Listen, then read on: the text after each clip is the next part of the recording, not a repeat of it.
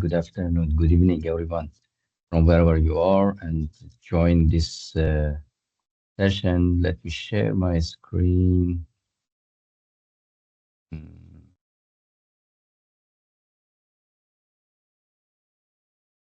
Hope you can see my screen in presentation mode and clearly.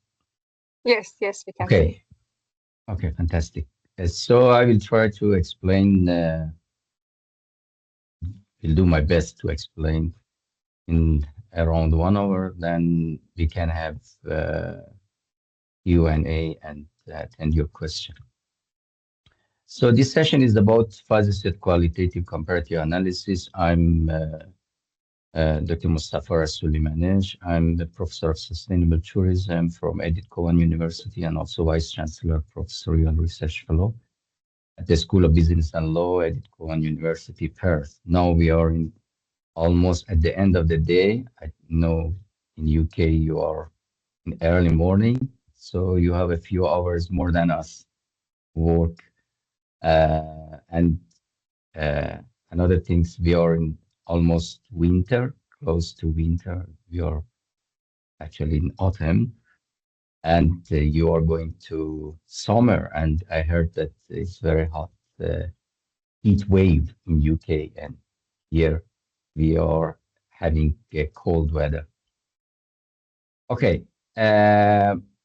First, I would like to acknowledge the Whadjuk Noongar people, the traditional owner of this land that I'm working and living.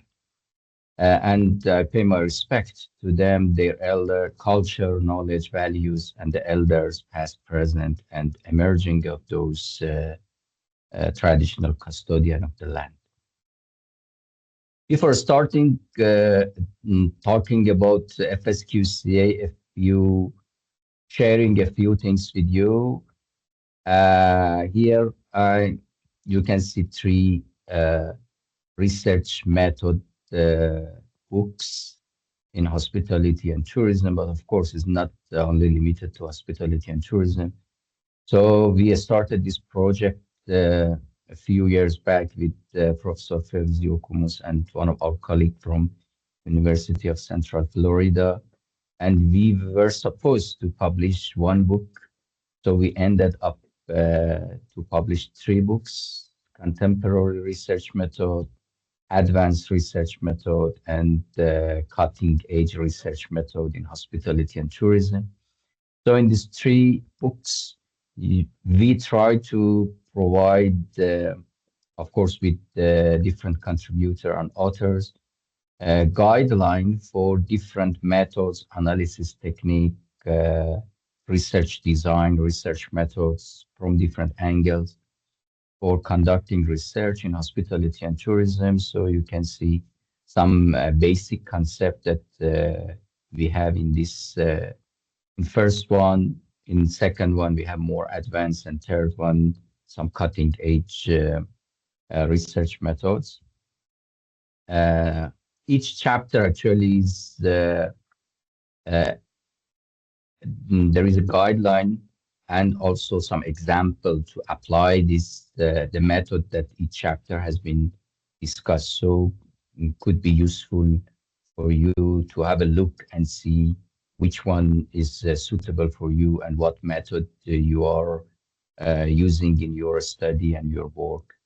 In the last book, Cutting Edge, actually, we have a chapter guideline for application of fuzzy set qualitative comparative analysis. That this is one of the main source that I will be using to talk in this presentation and webinar. Here also, you can see some sort of self-promotion. So you can see some methodological paper that I published about different methodology, because research methodology always has been one of my favorite topic in tourism and hospitality. So besides sustainability, sustainable tourism and heritage tourism, that is one of main area that I'm working. Research methodology is another angle and aspect. So here you can see a few methodology paper about mediator, moderator, scale development, and also symmetrical and asymmetrical approach combining with PLS-SEM. So this can be another source that I will be using for this presentation. And here a few papers related to FsQCA. This is my latest publication published in Annals of Tourism Research. In this paper, I try to explain about three main asymmetrical approach called FsQCA, NCA, and NConfA, necessary configuration analysis that we developed this method with my good friend, Dr. Hossein Olya. And at the end, very briefly, I will also explain about this. Good things about this paper is I provided an illustrative example for this tree method, and data set that I use is part of this paper as a supplementary material. So you can use same data set and follow different steps that I discuss for FsQCA, NCA, and NConfA to perform this type of analysis and see interpretation, very brief interpretation that I have in this paper. This is another paper that I refer to and I already explained, and this is a book chapter that I mentioned in the third book, Cutting Edge Research Method in Hospitality and Tourism. And here you can see a few papers, either methodological paper or application of mainly FsQCA. So if you want to see application of FsQCA, especially in connection and tandem with PLS-SEM, you can refer to some of these papers that I try to use with my colleagues and the co-authors try to use FsQCA and PLS-SEM symmetrical and asymmetrical analysis together. Okay, outline. I will try to will do my best to cover a few things in this short time that we have.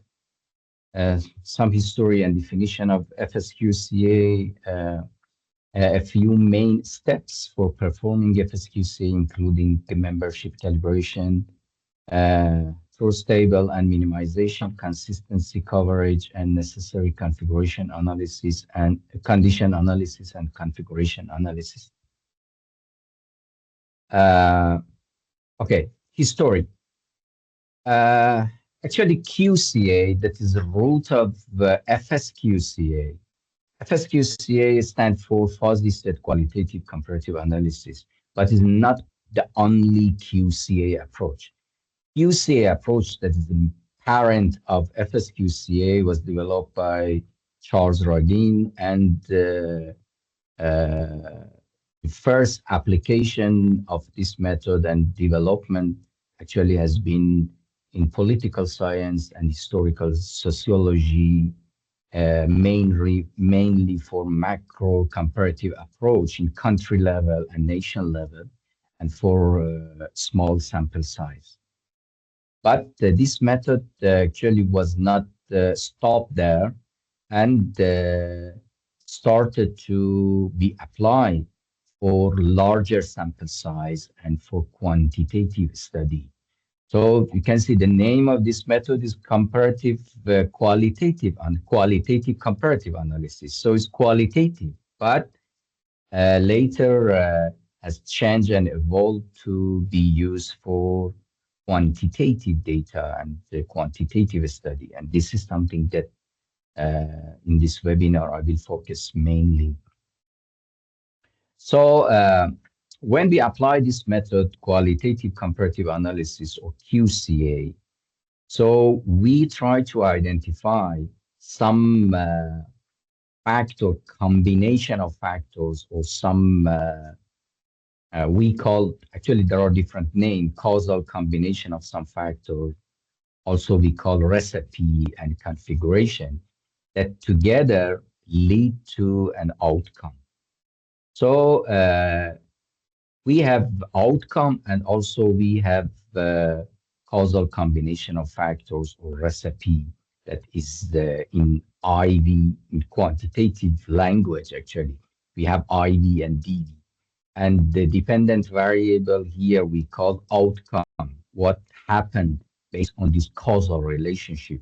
And in IV level, actually, we have combination of different factors. So this is something that we focus on QCA approach.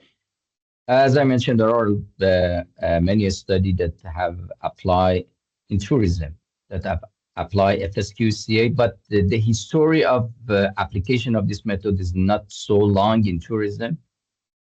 Probably the first publication in this area back to 2015. And before that, the person that brought this method to business in general was Professor Woodside, that published a paper in Journal of Business Research and discussed about asymmetrical analysis and thinking beyond symmetrical and conventional approach that we use for quantitative studies. Okay, let's give some example about this definition that we have. And later I will explain the difference with the symmetrical approach that we use, like a structural equation modeling or regression-based analysis. Let's say we have three factors that in hotel context that influence, and we want to test revisit intention of hotel guests. This is an example that I use in the paper that I mentioned, published in Annals of Tourism Research. And if you are interested in the data, so it's linked to the paper, so you can repeat the analysis. But it's part of variable that we have in that paper. So, for example, we have three factors that are important for revisit intention. There are more, and in the paper more, but here I just choose three of them, select three of them. What's the concept? So we want to see what's the level of revisit intention and how our visitor and tourists are encouraged to revisit this hotel and stay in this hotel. So there are some factors based on literature and based on a theoretical framework and background. We identify a few factors that influence or cause revisit intention. I'm using cause because it's not only a relationship. So later I will discuss very briefly about a philosophy behind this FsQCA and QCA very briefly. So those factors influence or cause revisit intention. But these factors can be behave very differently for different tourists, different visitors, right? For example, case number one, maybe for case number one, establishment of hotel and ambient is very important, and also service quality. So this person, case number one, if see good establishment in this hotel and acceptable high service quality, so this person probably, or high likelihood that this person revisit and re-stay in this hotel. But for second person, maybe service and price are important, and this person doesn't care about establishment. So for this case, if service quality is good and price is reasonable for this person will probably high likelihood will revisit this place. So the combination of factors or what can create outcome can lead to a specific outcome can be different for different people. So this is the main logic for QCA. So different combination of factors can be sufficient to push people, encourage people to revisit this place.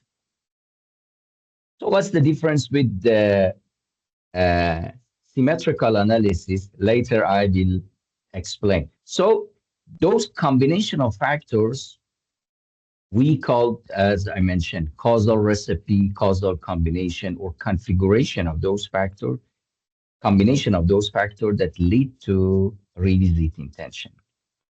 Okay, if one factor in these combinations, so can be a few combinations that lead to revisit intention, not only one. For different group of people, or a group of people can be only establishment and service quality, combination of these two.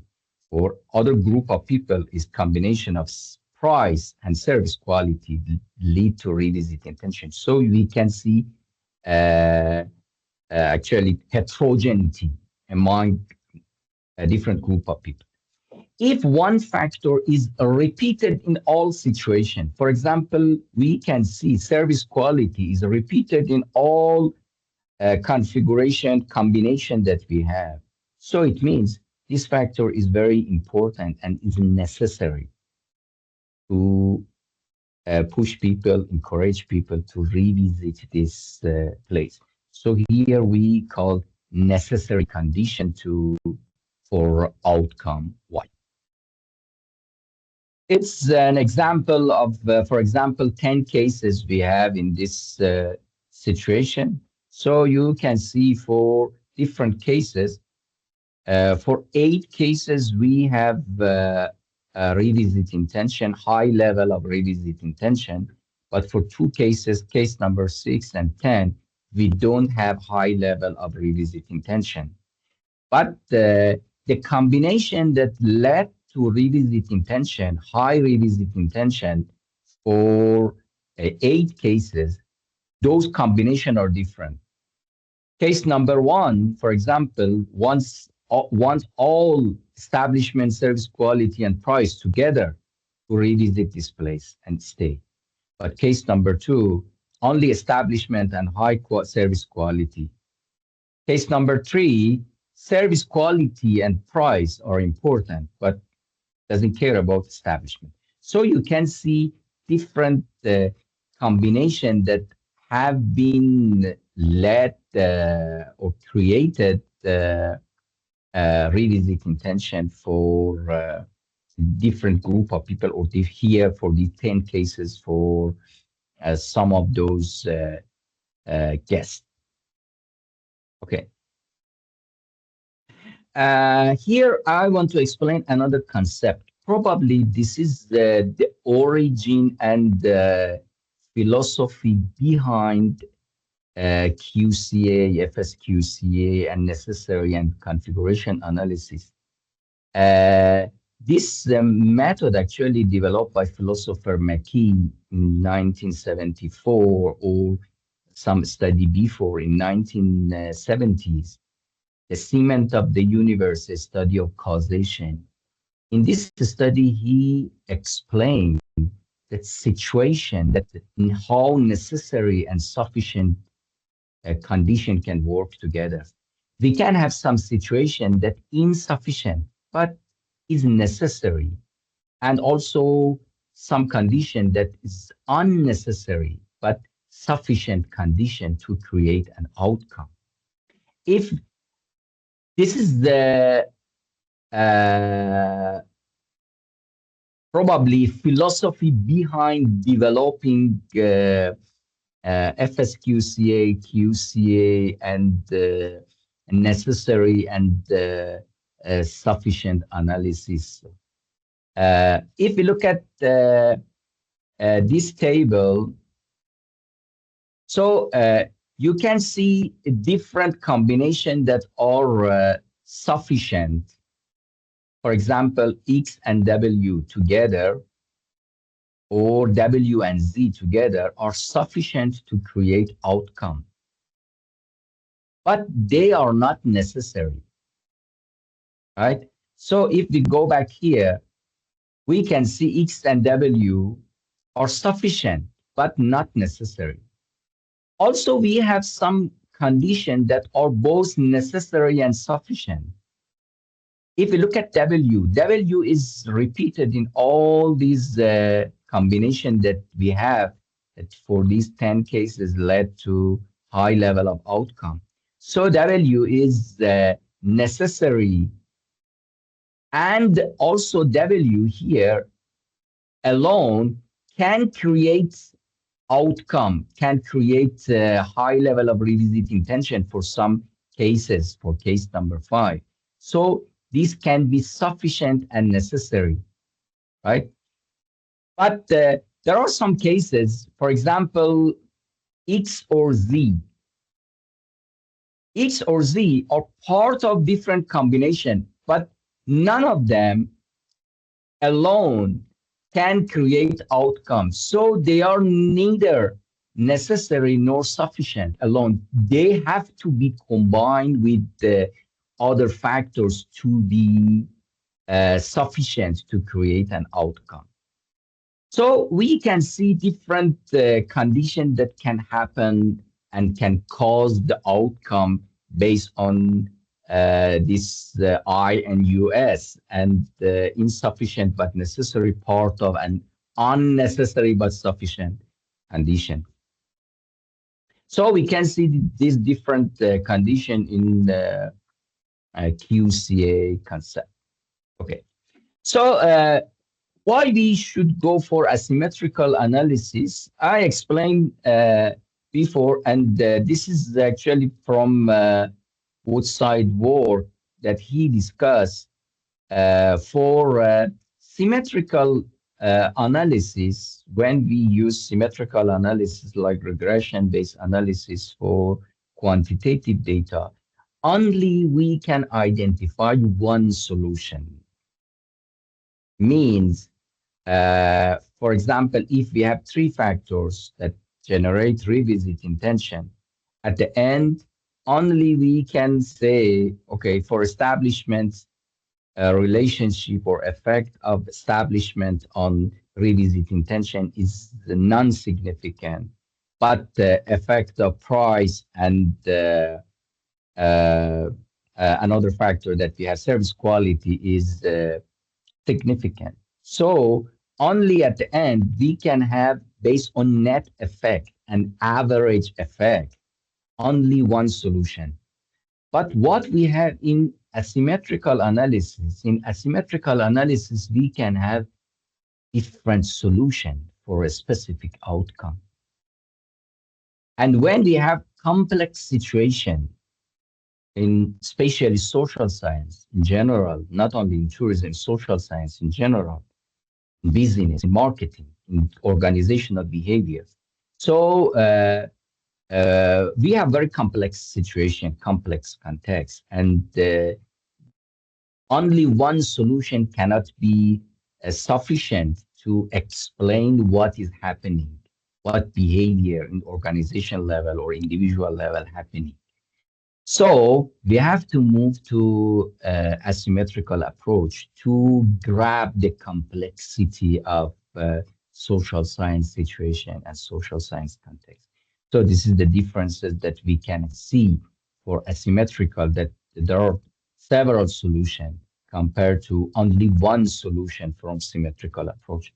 If we come back to this example of 10 cases, so symmetrical give this regression equation to us, but for from a symmetrical perspective, we can see different solutions that can lead to outcome. So if you want to apply QCA and FsQCA, what's the main steps that we have to follow? There are three main steps to perform QCA and FsQCA. to identify sufficient configuration, sufficient combination of factors, and also necessary condition or configuration that we have. For FsQCA, three main steps. The first step is membership and calibration. Actually, we can combine these two, or also we can consider two different steps, but they are can be categorized under one umbrella. Membership is the first step that we, when we want to use this type of analysis, we have to do it. Membership, it's to identify a case, because the FsQCA is a case-based analysis, is not net effect or average-based analysis. So I show you different cases can have different solution to achieve an outcome. So first step is to identify the answer for each respondent. How can we categorize and belong to what main category? So we call this step membership. Membership, for example, for revisit intention. So what case is, if we come back here, for example, we say revisit intention for case number 1 is 1. What's the meaning of this 1? Means this case mark they revisit his or her revisit intention as a high level. So we assign 1 to this response, but another for second case, for example, for price, the response is 0, means absence of importance of price. Right? So we need to be able to assign different answer to different groups and different categories. So we call this membership, and for in very simple way, later we will see that it's not simple as this one, but in basic one, we have the membership of 1 and 0, means 1, our response or our case belong to the high level of outcome, for example, or present of outcome, and we call this full membership. And 0 belong to non-membership or absence of a factor or a condition for achieving an outcome.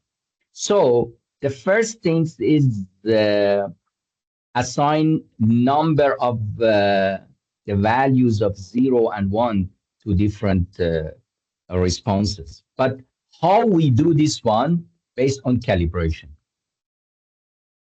So actually calibration is to identify and assign numbers to our original data, because our original data, for example, if we collect data through questionnaire and we use Likert scale to collect data, so we ask our respondents to mark their, for example, agreement with some item or question from strongly disagree to a strongly agree, for example. It's a 5-point Likert scale.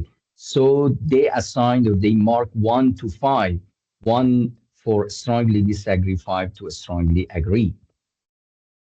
Or if we use secondary data, so the data based on the variable that we have, the factor that we have is can be ranged very, very differently, right? So the first thing is to decide what value in our original data should be set to 0 and non-membership or absence of a factor, and what value should be full membership. So this is one of the most and first step to identify membership and calibrate our data, raw data, to be able to use for QCA or FsQCA analysis. So we call this step calibration. And this should be done based on theory and should be done based on our knowledge of the area that we are working. So it's not easy step. It's very, very critical and important step. If you assign, for example, something wrong to 0 and 1, of course, the result will be different for your analysis and the combination of factors that you identify. So for calibration, we have different types of calibration and different values.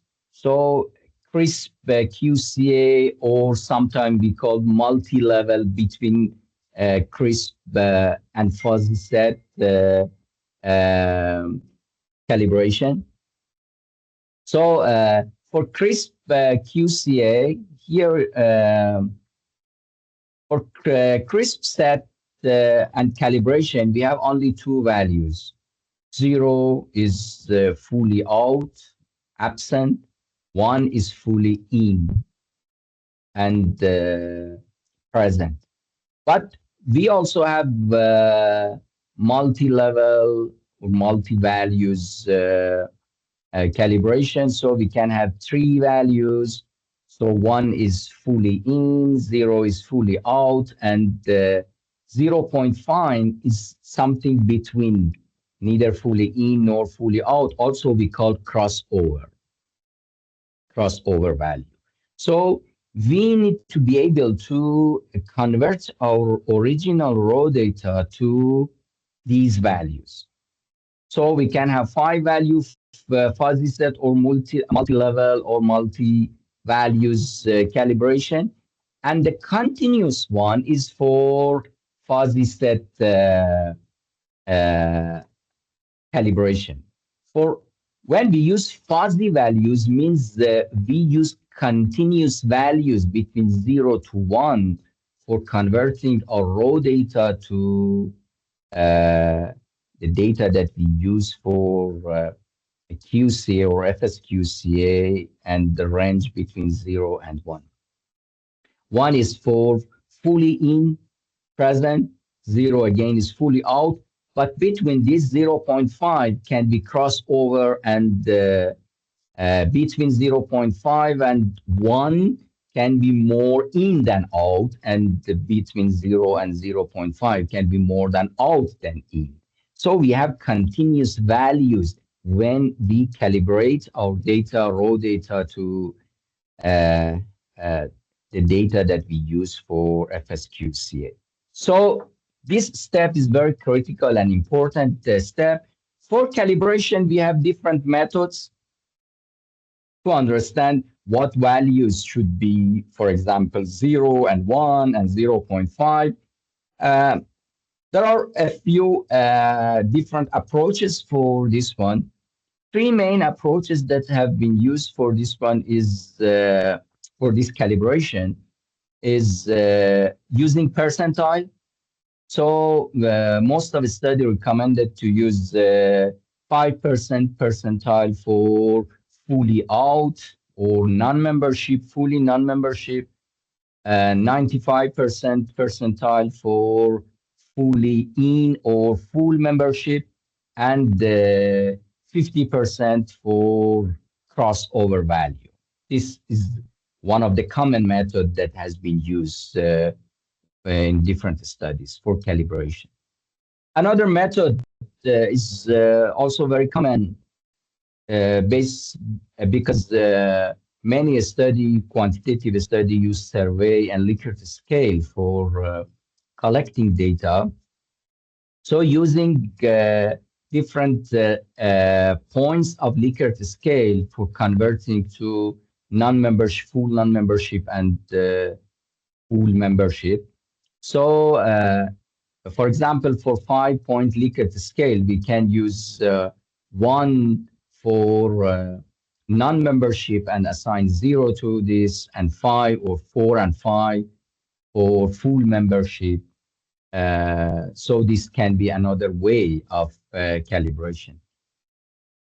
We propose using latent variable score for calibration if we apply FsQCA with PLSSEM. Because, you know, PLSSEM can create unique latent variable score. So this cannot be done in CBSEM. In CBSEM, we don't have unique value for latent variable. So it's not possible to use latent variable score through CBSEM. But when we apply PLSM, so the value of latent variable, the score of latent variable is unique.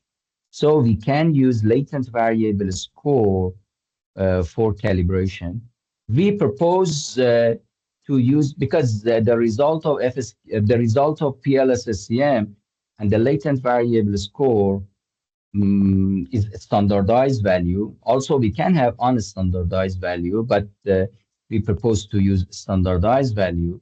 And for standardized value, you know, the mean is 0 and the standard deviation is 1. So we propose to use -3 and 3. That -3 is almost 99%. -3 is 1% percentile. 0 is crossover value and 50%, and 3 will be 99% percentile for using when we use the standardized value for and latent variable score. This can be another approach that we propose in our paper that published in International Journal of Contemporary Hospitality Management. So these are different steps that different approaches that we can use for calibration. Second main step is the creating truth table. Truth table means we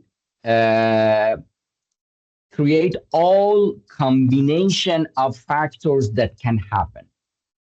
So if, for example, we have 3 factors, 3 independent variable predictor, or 3 factors that affect our outcome, so we can have 2 to the power of k rows and possible combination. For 3 factor will be 8 combination. If we have, for example, 4 factors, will be 2 to the power of 4 is 16 possible combination of 4 factors. So we create all those possible combination in truth table, and then using Boolean algebra and Boolean operation like or, and negation, we try to combine these different possible combination and come out with the most optimum combination that we can get using this operation and based on the main basic rows and the combination that we have in truth table. So we call this step minimization. So we create truth table, and then using Boolean operation and Boolean algebra, we combine different combination to come out with the best possible combination that we have. And then we can create, let me don't go through this one, some calculation that how different operation or and or negation or not actually can work. So based on this, we can create some solution that in next step, we calculate another criteria to see which combination of factors can be acceptable and sufficient to create outcome. So this is second step that we have, creating truth table, all possible combination, and combining using Boolean operation to create combinations, and then go to last stage. Last step, it's the calculating consistency and coverage for those combinations. So based on these criteria, we can identify which combination passed the threshold and can be considered as a sufficient combination or a necessary condition or combination to generate, to create, to lead to our outcome. But what's the meaning of the consistency and coverage? Here, I try to explain in very simple language the meaning of consistency, and of course, for is based on QCA and CRISP calibration. But here is the formula that we calculate based on formula for fuzzy values.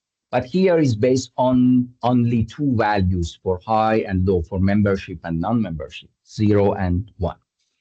For example, if we have for a specific combination after truth table and minimization, for a specific combination, if we have, for example, 20 cases of, based on our responses that we have, 20 cases we detected this combination of X, W, and negation of Z, for example. For this combination, we have 20 cases, and out of these 20 cases, 17 of them mark high level of outcome. Right, so 17 divided to 20 is the meaning of consistency. Means 17 cases of 20 cases for this combination led to high level of outcome, right? So consistency here is 0.85. So consistency is somehow similar to correlation in symmetrical analysis. This is the meaning of consistency. And this is the formula for, because in fuzzy situation, we don't have only 0 and 1. We have different values for fully in, fully out, more in than out, more out than in. So the values between 0 and 0.5 and also 0.5 and 1. So we have this formula to calculate consistency, but the rationale and the concept and the meaning is similar, it's not different. So the consistency is within one specific combination. How many percent of cases lead to high level of outcome? What's the meaning of coverage? Coverage is similar to R square in symmetrical analysis. And the coverage is number of cases, in number of cases that led to high level of outcome compared to number of cases under one specific combination, compared to whole cases or combinations actually that led to high outcome, right? For example, okay, let me go to this table. This table is can be good to understand the meaning of consistency and coverage. So, for example, here we have 300 cases, right? And we have a few combination of factors. We have a few recipes. For recipe or combination number 4, negation of X and W and Z, we have 50 cases that responded this combination. We have 50 cases out of 300. But out of these 50 cases, 45 of them identify high level of outcome and 5 low level of outcome. Then, so what is the consistency? Consistency is 45 divided to 50 total cases under this condition. So consistency is 0.9. But what's the coverage? Coverage out of 300, 220 cases for different combination led to high level of outcome. So 45 divided to 220. So the coverage is 0.204 for this one.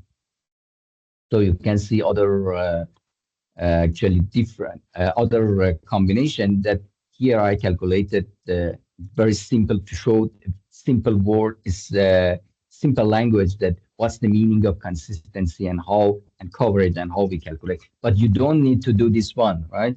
So you can use software to calculate coverage and consistency for you. But it's to understand the concept, what's the meaning of consistency and coverage. So for combination that we have consistency higher than 0.8. Okay, literature suggests consistency higher than 0.8 as the acceptable consistency for sufficient configuration and coverage higher than 0.2. So 0.8 for consistency and 0.2 for coverage is a common recommendation by literature. But coverage, as I mentioned, is similar to R-square. If you are familiar with symmetrical analysis, we don't have, there are some study that propose some threshold for acceptable R-square, but we know in different areas, acceptable threshold for R-square are totally different. When we are in behavioral science, 0.2 for R-square can be very high. But when we are in a specific area in marketing, or for example, we calculate some success factor of performance, R-square of 0.7 or 0.65 is high, and R-square lower than 0.2 cannot be acceptable. Actually, this applies the same concept here. So for coverage, most of literature propose 0.2, but again, this depends on the area that you do your research. And some study actually proposed 0.5 as the acceptable level for coverage.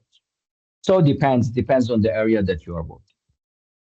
So if for a specific combination, consistency is higher than 0.8 and coverage is 0.2 in common literature, so you can say this is sufficient configuration or combination of factors to lead to outcome. But what is necessary condition? Necessary condition is for some condition that is necessary to create an outcome. Come back to I and US. Maybe is not sufficient, but is necessary. In FsQCA, we can identify and we can detect necessary in kind. So we don't call it NCA because NCA is another algorithm and way of calculating necessary condition that is developed by John Dahl 2016. And he actually, based on the algorithm, propose a way to calculate necessary in degree. How much necessary is, or what level of necessity is for this independent variable to create a certain level of outcome. But in FsQCA, we call necessary in kind or necessity in kind. And it's for situation that we have consistency for a specific condition. We have consistency of higher than 0.9 and coverage of high level of coverage. So some literature suggests coverage more than 0.9 as well. But at least the coverage should be very high to make sure that this variable is necessary to create an outcome. But necessary condition analysis actually is for only one condition. So this can be considered as a bivariate analysis, either necessary in kind or necessary in degree. So NCA, that we calculate necessary in degree, or necessity condition in FsQCA only can be done for one factor or one variable. X is a necessary condition to create outcome or not. But in this paper, actually, we discuss and publish in Service Industry Journal, we discuss necessary configuration analysis. And we show how we can calculate, how we can analyze that one combination of factors or configuration also is necessary for outcome to create an outcome or not. In this paper, we provided an example for necessary configuration analysis and see what are the different steps to calculate necessity for a configuration. For necessary configuration analysis, the requirement and main step is performing FsQCA first, because we need to identify sufficient configuration first. And then from then, we can go for NConfA or necessary configuration analysis. But in this paper, if you look at the content of this paper, I try to explain also for a necessary configuration analysis, not only necessity in kind. Also, I explain how we can calculate necessity or necessary in degree. So you can see application of FsQCA, NCA or necessity or necessary in degree, and also NConfA for both in kind and in degree. And this table actually part of this paper. Here I compared three different methods: FsQCA, NCA, and NConfA. So the purpose of this one, so here you can see the purpose is for FsQCA sufficient configuration mainly, but also we can calculate the necessity in degree. NCA is the single necessary condition, but necessity in necessity in kind for FsQCA, but for this one in necessity in degree. But here we identify necessary configuration, combination of factors.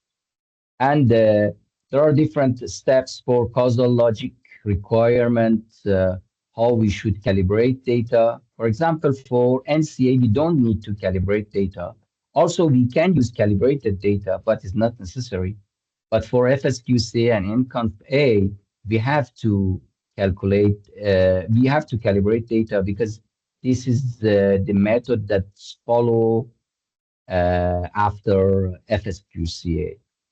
And you can see different threshold that we have to, and the different metrics that we need to use for these three methods. Thank you very much. I try to keep the time and thank you. You were very much on time. Thank you very much. I was still thinking and just reviewing what you were saying, and then you said, my pleasure. decision. Yeah, thank you very much. Very concise and very to the point. And I learned one more new thing here today because I attended your previous sessions as well, about necessary configuration analysis, which I didn't. So I just very much looking forward to read these papers. I already read the one in service industries, but not the annals. So yeah, I look forward to reading it. Thank you very much.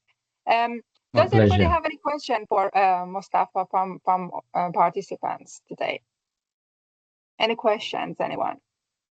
Yes, Ram?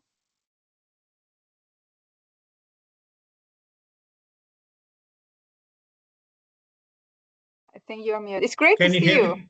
Yes. Good to see you. Yes. Can you hear me? Okay, good. Yes. Thank you. Dr. Mustafa, it was a great session. I really enjoyed, and now you put really complicated stuff into something that we can relate to. Very interesting. But I believe a typical application of FsQCA or any QCA will go beyond what you mentioned. Now we are talking about the necessary and sufficient conditions, but I think it will have more steps. You mentioned about calibration, but after calibration, you identify the necessary and sufficient conditions. Then what? Now you need to find out those, I think, some mentions of peripheral conditions and core conditions that are required for achieving an outcome and so on. Is it possible to give a very brief explanation about that? Yeah, actually peripheral and core condition, or detecting, identifying peripheral and core condition, is based on the result of FsQCA. It's not different with the result.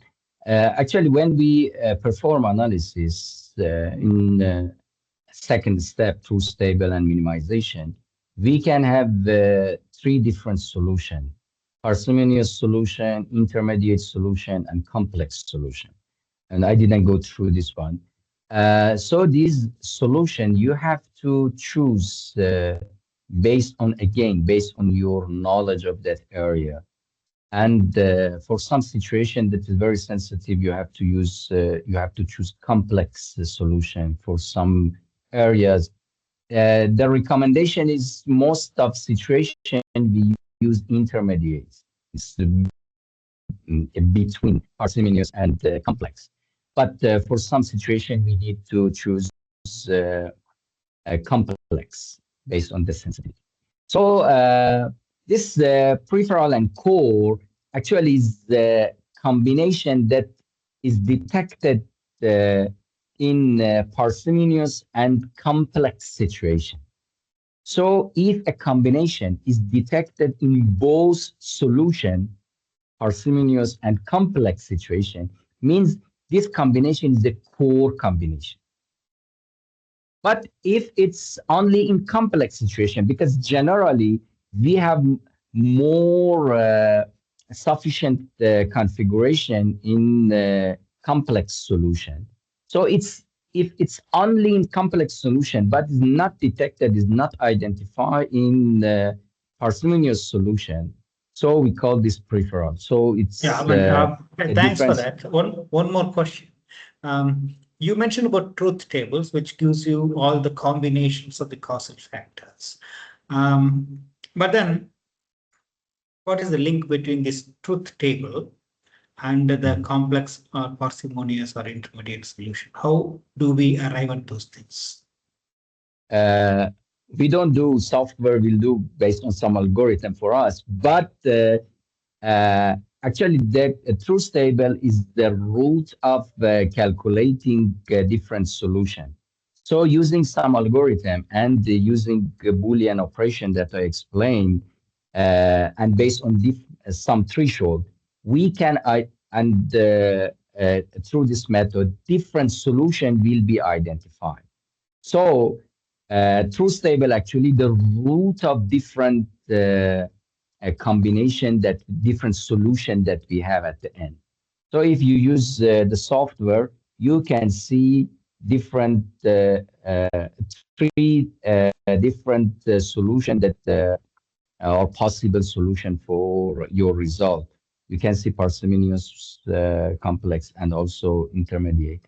And then based on this solution that can be generated based on truth table, so you can see what configuration and combination you want to use, and you can use and interpret. And of course, interpretation of result always is based on theory and knowledge of that area that we have. It doesn't mean that anything that is generated by software should be interpreted or should be useful.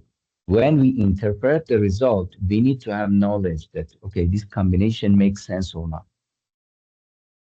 Thank you. Really helpful. Thank you. And Eid Mubarak to you, I think, Sanaz. I'm in Sharjah and it is a holiday. Thank you. Yeah, to everyone who celebrates. Yeah, thank you very much. Mustafa, thank you very much. You kind of answered my question I wanted to ask about the interpretation, because there was a lot of conversation around how to analyze it, how to calibrate, analyze, and run the analysis. But how do we really go about interpreting it, and how do we use the results to show whether and how we are contributing to knowledge? Because for me, I tried a few times doing FsQCA. Each time I failed. Probably it's because I could not necessarily articulate my findings. So yeah, I appreciate that one. And the second question for you is that, so maybe if we were talking about FsQCA probably 10 years ago, we could say it's a methodological contribution or something that is novel in tourism and hospitality, it's very much particular, and then in business and management research, a bit more general.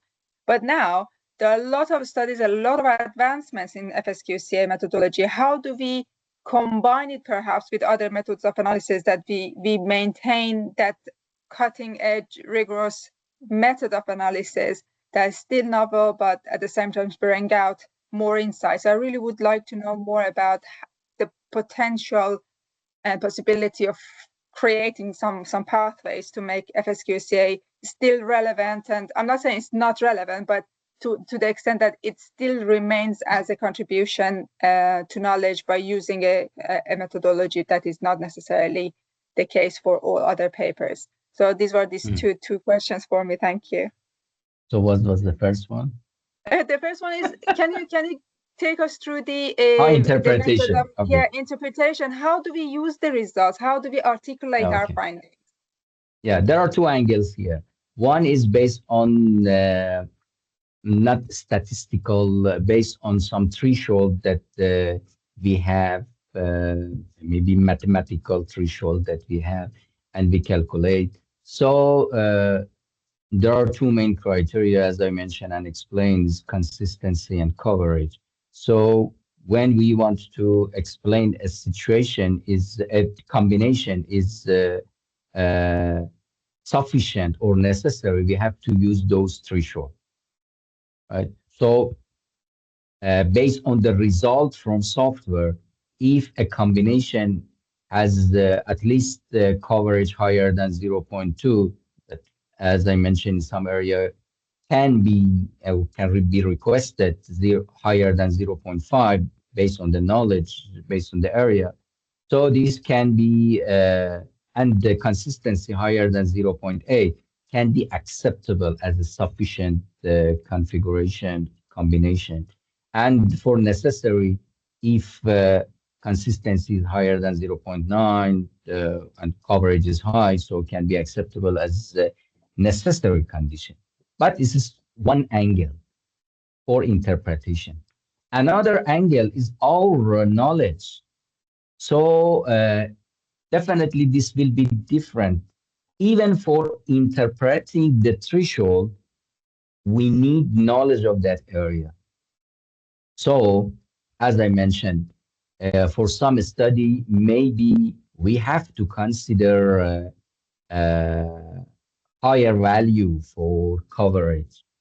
not 0.2, based on what is happening and what's the knowledge of this area and what's our expectation, our understanding, how those factors can predict an outcome. So this is the a second angle that we look at this one. So our knowledge is very critical for interpretation. Even from calibration, I explained for calibration is very, very important to see what values you have to assign to full membership, non-membership, crossover. And this value, again, can be different for based on the area that we are working and knowledge that we have. So second angle is based on theory, it's based on knowledge that we have, based on the area that we are working. So from this angle, all the combination that we detect not necessarily are acceptable combination. We need to make sense of them, and we need to explain based on theory, based on situation that we have, and based on previous studies, based on theoretical context and concept, which one is acceptable and what's the meaning of those combinations. So both angles should be considered when we interpret the result. For second question, yeah, probably at the moment, FsQCA, only application of FsQCA cannot be a novelty in methodology because FsQCA is the method that we apply. But I always believe that not only for FsQCA, any method that we use depends on the research question that we have. So justification for application of method should be based on research question. So we need to justify why FsQCA is suitable for this study, why NCA is suitable for this study, or other method that we apply. Sometimes symmetrical analysis can be sufficient, but sometimes the complex situation show that, okay, just one solution cannot be sufficient. Probably we identify different solutions. So this can be justification for using method, but it's not methodological contribution. It's application of a method. For methodological contribution, we need to create some novelty and we add something to the methodology. For example, we don't have any robust method for assessment of mediator through FsQCA. If someone do this one, so this can be methodological contribution, not only tourism, probably in main discipline also can be contribution. Or this type of, through this we can create methodological contribution. Or for combination with other method, again, we need to justify and see first. Yeah, I don't agree with some fancy word and see, okay, if we combine 10 methods, 5 methods together, or even do 5 studies for a single study that can be a research question, can be used, can be addressed by single study. We develop some more study to see we did multiple studies for this one. So it's not acceptable. For anything that we apply based on our research question, we need to have justification. All right, okay, thank you very much. That's the problem, that there is ongoing rising pressure from journals to have more sophisticated approaches to study that shows that OESA is a very in-depth understanding of the question to be answered by the paper. And that's the reason why I basically asked this question. I myself always try to see how I can design my research that brings out best knowledge out of the research that I'm conducting. And FsQCA is always one of those methods that I think of, and I think it has great value and great potential to create knowledge. Thank you very much. That that was my question. Anybody else who would have any questions or any comments?